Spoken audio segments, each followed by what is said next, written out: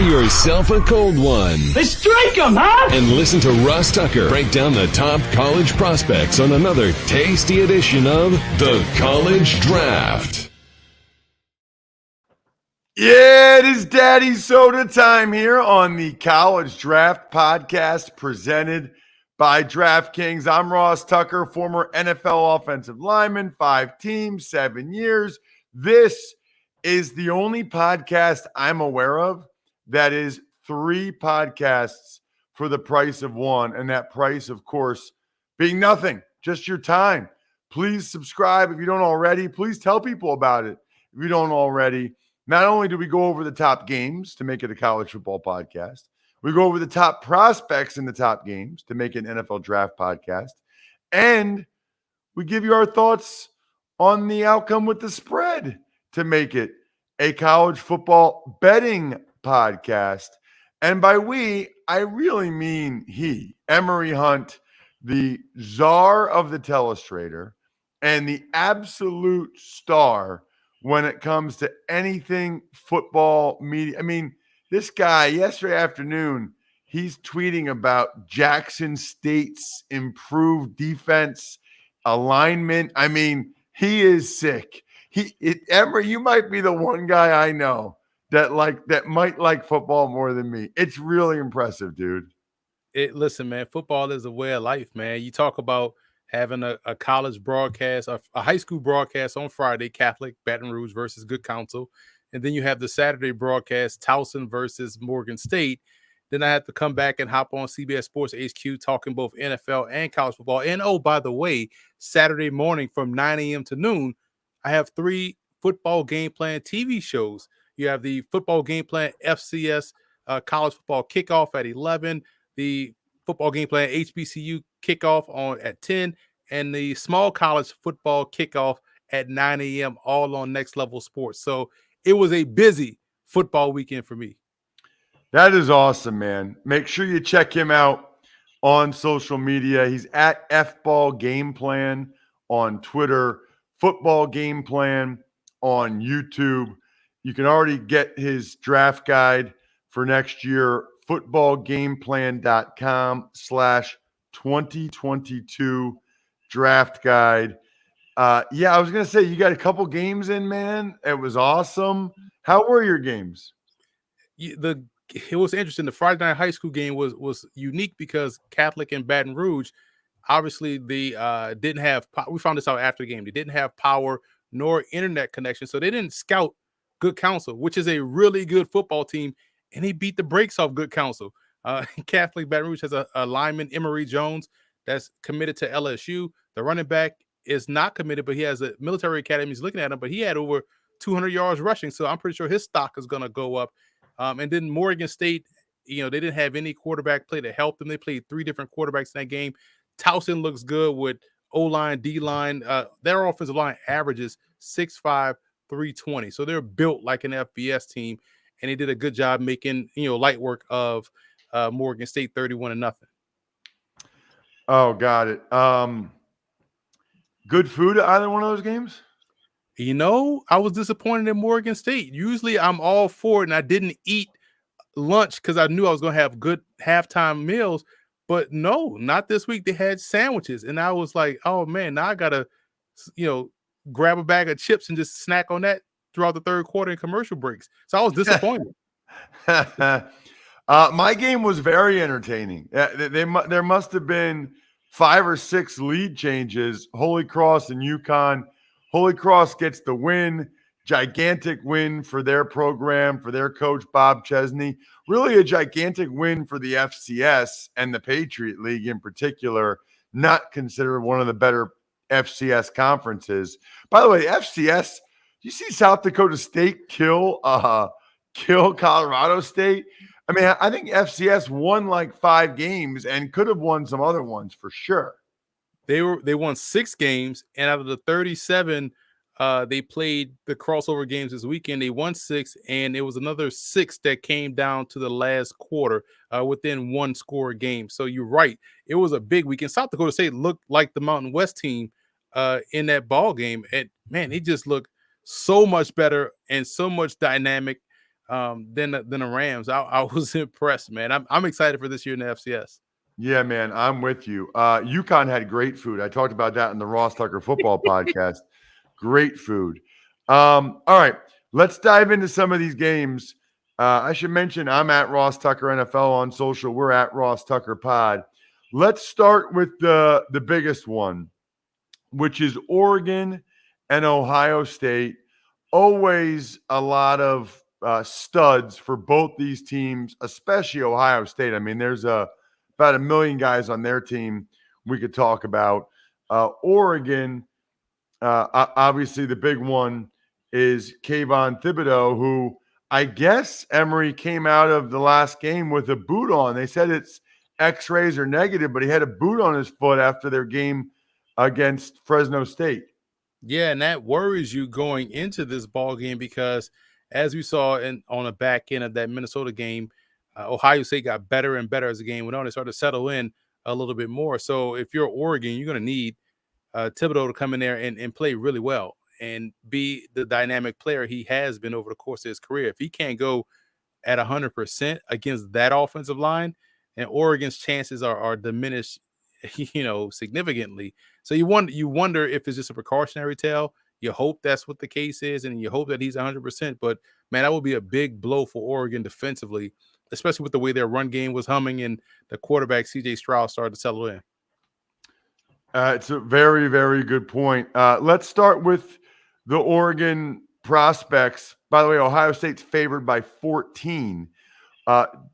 Thibodeau, I mean, a lot of people think he might be the number one pick in the draft. I'm sure it'll be a quarterback, although Sam Howell did not look great, and I don't know that Rattler did either. So I don't know who would be the number one quarterback right now. But Thibodeau, I saw some highlights from him. I mean, just rare, he's one of those guys, just rare movement ability for his size. Especially when you consider how well he is on both ends of defense. I mean, he plays a run equally as well as he can get after the quarterback. His hand usage is where it needs to be.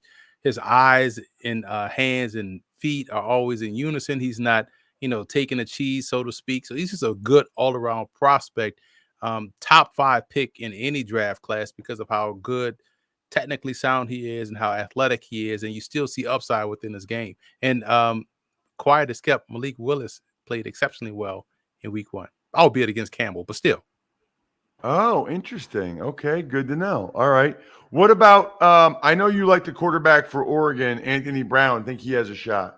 I think he does, man. And he's going to be the X factor in this game. One thing I do know is that he's going to go toe-to-toe with whoever's on the other side of the field. So, and whether or not it's a slow start for him, he doesn't give up. He doesn't go into a shell. He keeps firing.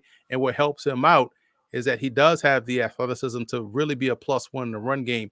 But it's his deep ball passing that I was very impressed, intermediate to deep levels of throwing the football. And I think when you look at the secondary of Ohio State, there are going to be some opportunities for them to make some plays downfield in the passing game. And I feel as though if Brown wants to continue to raise his stock, he's going to have to connect on those. I thought Fresno State had a real chance to beat him, and that was a back and forth close game. Yeah, and that's the thing. When Fresno State, you saw them, take care of business against UConn, but you thought, okay, UConn is they hadn't played in 2 years, so maybe the next step up is going to be tough. But Fresno State is a legitimate good football team. That whole Mountain West Conference is going to be a tough out for everybody that they face. But for Oregon, you wonder, okay, how much of it was first game jitters combined with a good team in Fresno State? And so I'm willing to look at that in a different scope. But I wonder if, what they learned or what happened in that game will carry over against Ohio State, because Ohio State looked shaky as well against Minnesota. So you kind of want to know, okay, what can we take away and what can we say, hey, this is a cause for concern or a reason for optimism going into a monumental matchup? Because you don't want to say both teams overlook their week 1 opponent, because this is the game, especially for the Pac-12. This is the game that they need. So we'll see. Love it. What about for Ohio State cornerback Sevon Blanks? We didn't see much of him. He didn't start, I don't believe, against Minnesota. I think they started a true freshman at cornerback. So you wonder if it's health or what's the issue? Because he was coming into the season, he's one of these top tier. He's the next in line at Ohio State at that position. So it's going to be interesting to see if he's back out there because he has good overall skill set. I think he has good fluidity, but if there's an issue there and you have a freshman corner out there at on a perimeter, I'm willing to bet they're going to target him. So I'm more interested to watch Seven Banks. Uh, if something is there, if something is wrong with him from an injury perspective, or if he's just been demoted, because this is interesting to keep an eye on. Yeah, I also think it's interesting. Thayer Munford did a really good job at tackle last year for Ohio State, and now they moved him into left guard, which I think is always interesting. They moved around some of their pieces. They moved the right tackle to left tackle, the left tackle to left guard. I'm not really sure what they're doing, but Stroud had plenty of time, so it worked. And they had, if you notice, those big runs from Ohio State came where? Off that left side. So outside of the first run, the touchdown run, that one came off the right side. But I kind of like the cross training that they're doing, getting guys more reps at different positions, kind of helps them out from a pro projection standpoint. But Mumford was stellar at guard, considering that he is a tackle kicking inside. So that's gonna kind of tick off O-line Twitter and kind of give credence to draft Twitter, like, oh yeah, just move him to guard, just move him to tackle, just move him to center, just move him to fullback, like so there is going to be a rock fight between both of those entities on Twitter because of what we saw last week and how Mumford dominated. I just think he's a fantastic prospect, another one of these top 10 picks in my opinion. All right, what about Ohio State being favored by 14? What do you like there, Emory? You know me, man. I love big spreads. However, I just think Oregon sort of took a look ahead and prepared for Ohio State while playing Fresno State. So I am going to give Oregon State the benefit of the doubt. And I like how they're built up front. I do think they can run the football. They're going to take advantage of those Ohio State linebackers in the intermediate passing game. This will be a close matchup. I'm taking Oregon into points. Got it. All right, let's move on to Iowa and Iowa State. Iowa State favored by 3.5, which I think is interesting. They barely beat Northern Iowa, who's a good FCS team. Iowa destroyed Indiana. Like, I guess it's based on numbers from last year or just reputation. I just find it interesting that Iowa State would still be favored in this game, but they are. Let's start, though, with some of the prospects that have your attention. Iowa has a cornerback in Riley Moss. Riley Moss had 2 pick sixes in that game against Indiana. And if you don't watch the games, you look at the stat line, you see Riley Moss, 2 pick sixes. But this is something that he does. Like, he picks the ball off and is going back the other way. He's a high school sprinter, track and field guy. Like, he has legitimate speed and athleticism, probably their best defender in the secondary. The funny part is watching how shocked the nation was that Riley Moss was playing cornerback because he's a white cornerback. So people was like, oh my God, like what's going on? Like, and so that's always playing in the heads of some wide receivers, like, oh, I got this guy all day. And next thing you know, he's locking you up, he's turning the ball over, and he's hot tailing it the other way for a touchdown. So he's gonna be someone that's gonna find himself getting to that day 2 category, early day 2. Because when you watch him just play the position, I mean, the springs that he has in terms of jumping passes, doesn't miss opportunities to turn the ball over, and has the speed to really threaten and close on receivers. Moss is a legitimate stud at corner. I'm excited for him, and I know a lot of the shock that came out on Saturday wasn't because Iowa was beating the brakes off Indiana, because they were shocked at Moss. You could tell who hadn't watched Iowa play football all last season, because you would have known about Moss and what he can do out there on the corner. Love it, Emory. What about for Iowa State? Well, I think we've talked about him before, but you were a running back. I love your running back breakdowns. I know some people think Breece Hall is the best running back in the country. I can entertain that argument. I love his patience. I love his footwork, his ability to work front side to back side. He has good body lean for a taller back. I want to say he's 6'1", about 215, but he runs with good pad level. He doesn't run 6'1", which is always a challenge for taller backs. just good patience and sees the game very well and has good ability as a receiver. So if I'm taking a running back in the first round, you have to check off those boxes. Can you create your own shot? Can you catch the football?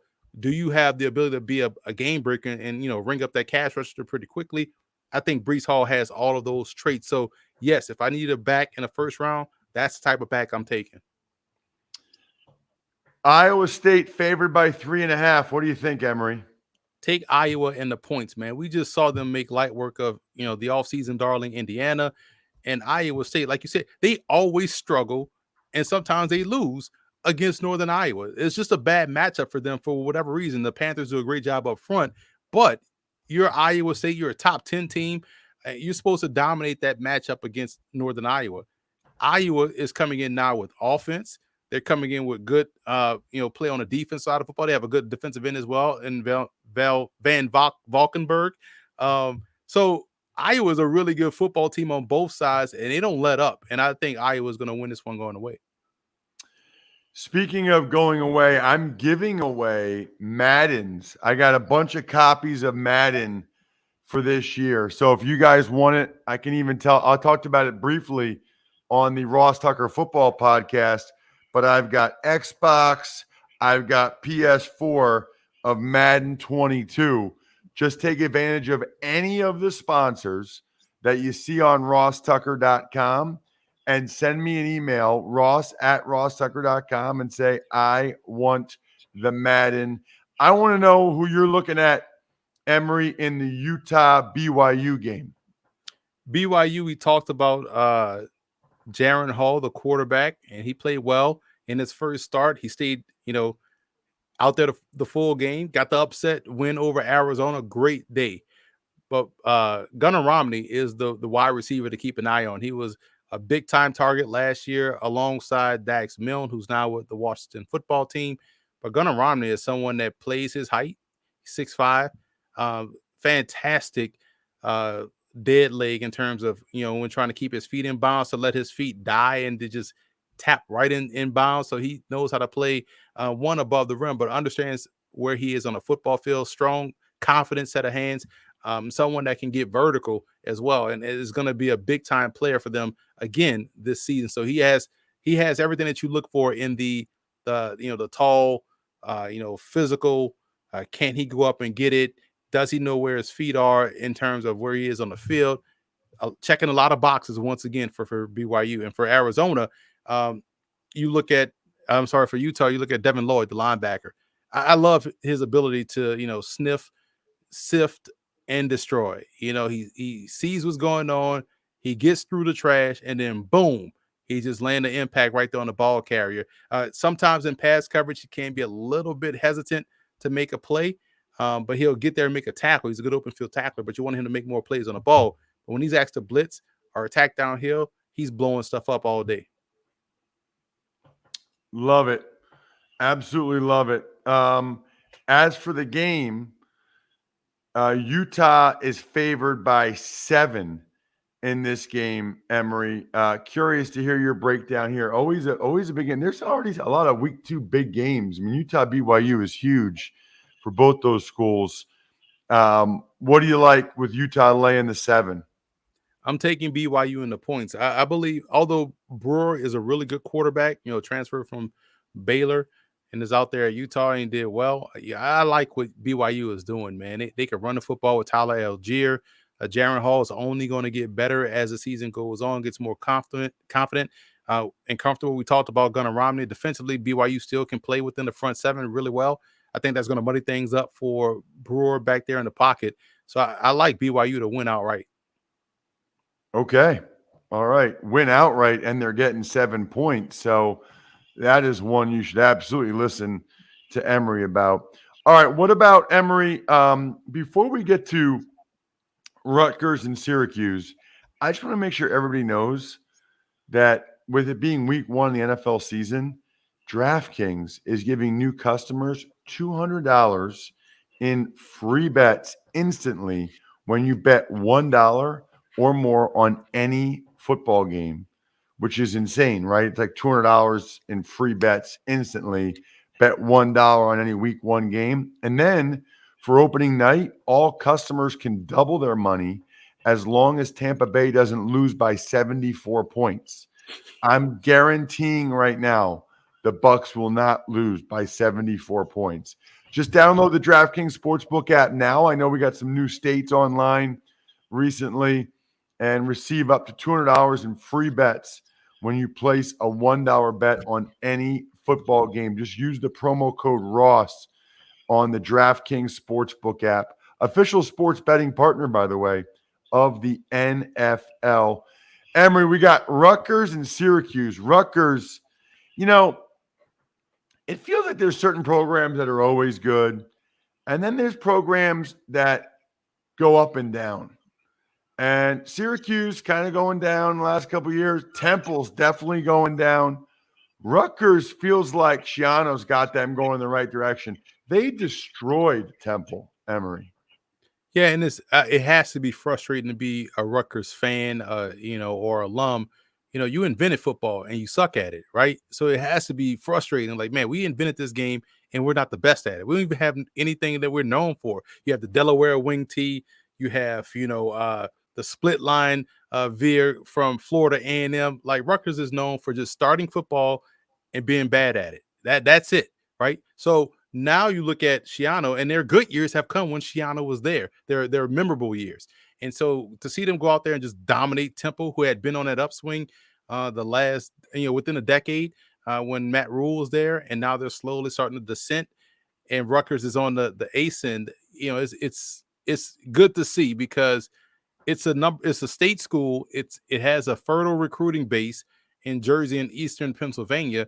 And now we saw them go out there against the Temple and really, pour it on. So when you look at their running back, their linebacker Tyshawn Fogg, someone that I think is a good, solid backer. Form tackling, plays the point of attack really well. Isn't afraid to take on blockers, disengages well. He's a run stuffer all day. Pressure type guy that can blitz, but also play well at the point of attack, like I said. So for him, it's about what can he do in coverage, and that's something that I'm going to be watching for in this game, because we know Syracuse will use all of that 53 and a third width of a football field. So he's going to be put in space a lot, and we're going to see how well he does. What about on the other side for Syracuse? Taj Harris is a game breaker at wide receiver, and it's good to see Syracuse, get off to a good start. I was worried about that Ohio game because we saw Syracuse last year lose games like that. But shout out to them and what they've been able to do. But Taj Harris is someone that can really take the top off, and speedy and explosive. He's going to have some good matchups in this game against Rutgers. So I want to see how well he does from a sense of timing standpoint. And what I mean by that is, when the team needs a big play in the passing game, will he be the guy to make it? Sometimes you see receivers shy away from that spotlight, and they'll have drops, or they'll have miscommunications, untimely miscommunications. And on the other hand, you see some receivers that really embrace that, like, man, okay, come to me, I need to make a play. And that's what you want to see this week, because I think this is going to be a competitive game. I think it's a pick 'em. I couldn't find a line on this one, but I think it's a pick 'em.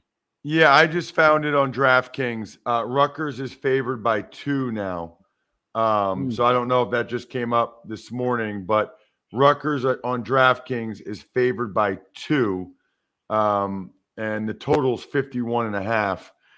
What do you like knowing that? Game is at Syracuse. Rutgers at Syracuse. Rutgers favored by 2.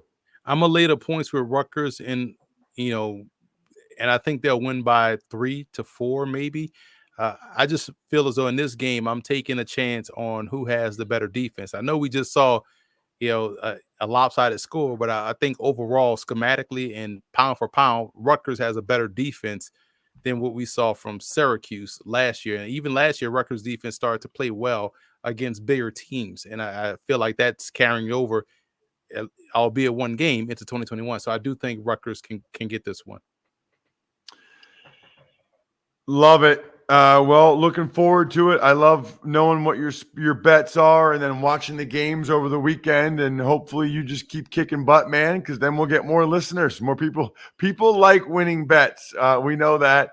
And I like that we posted the clip last week of you saying UCLA would take UCLA and the points. Not only did they not need the points, they won by double digits, Emory. You were all over that one.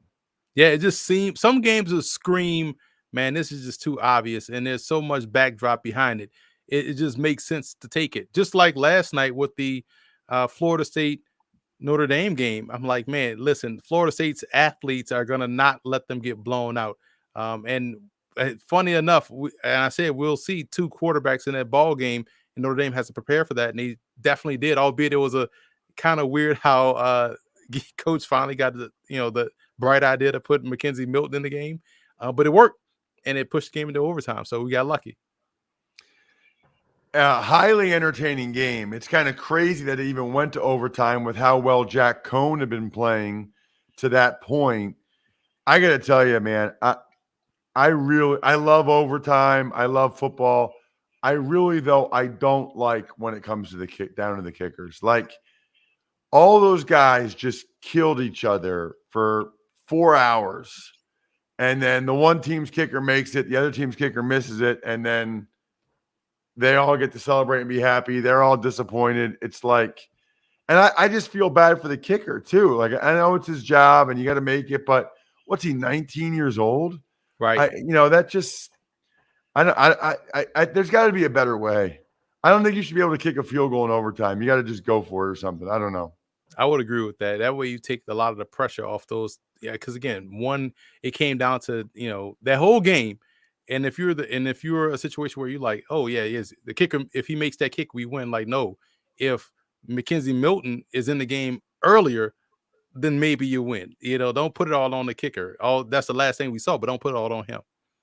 It's a good point. Check him out on social at FBall Game Plan, Football Game Plan on YouTube. Check us out on YouTube, youtube.com/Ross Tucker NFL. What do you got this weekend, Emory? I'll be covering college football from Thursday to Saturday, all throughout Saturday for CBS Sports HQ. So I'll be down in Atlantic City at the Wild Wild West Casino at Caesars. So looking forward to being on location again. The suit's going to be fabulous once again. So just ready to be out there and about amongst the people. Nice. I have got Western Kentucky at Army, which kicks off at 11:30 on Saturday. I think I can't remember why it's an 11:30 kick, but it does, and it is. So before you tune in, a lot of you Oregon, Ohio State, check out my game at 11:30, Western Kentucky Army on CBS Sports Network. Other than that, the keg is kicked. We're all tapped out.